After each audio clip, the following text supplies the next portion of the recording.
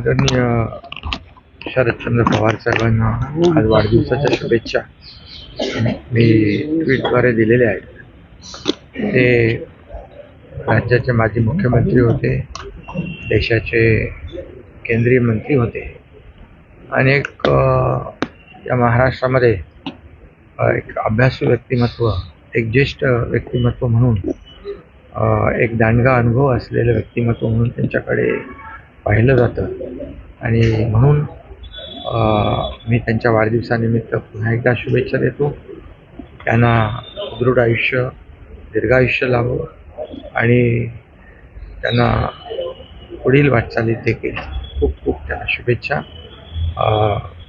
आणि पुन्हा एकदा मी त्यांच्या वाढदिवसानिमित्त शरद पवार साहेबांच्या आयुष्य चिंतन करतो, माझ्या व्यक्तिशा परिवाराच्या वतीने पण आणि शिवसेना परिवाराच्या वतीने.